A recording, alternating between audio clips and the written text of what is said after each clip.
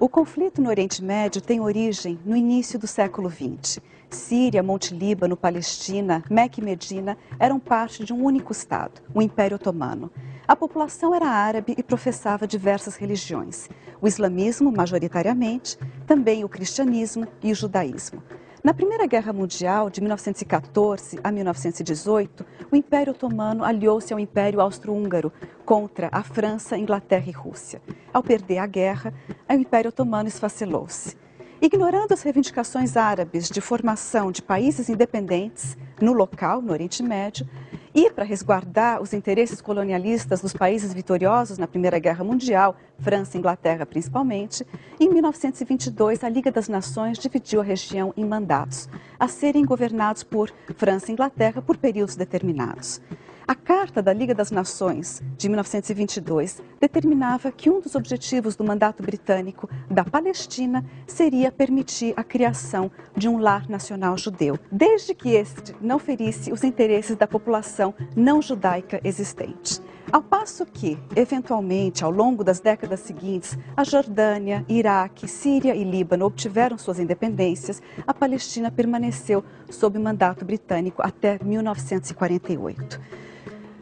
No final do século XIX, na Europa surgia um movimento nacionalista judeu, chamado de movimento sionista, que tentava dar uma resposta ao problema da perseguição aos judeus na Europa. Esse movimento sionista começou a organizar a imigração de judeus para a Palestina. E ao longo das primeiras décadas do século XX, o movimento sionista cresceu rapidamente, causando receio e revolta na população palestina local. Surgiram os primeiros choques violentos entre árabes e judeus imigrantes da Europa Oriental. Em 1920, 1921, 1929 e 1933. Bom, se na Europa os judeus eram oprimidos, sujeitos a políticas antijudaicas, perseguições e massacres, a verdade é que no Islã a coexistência sempre fora pacífica, até esse momento. O conflito que rompe a partir dos anos 1920 não é religioso, mas político. Em 1936, começa de maneira espontânea uma grande revolta árabe-palestina. O movimento nacionalista palestino exigia o fim da imigração de judeus sionistas, o fim da venda de terras ao Fundo Nacional Judeu e a formação de um governo palestino autônomo.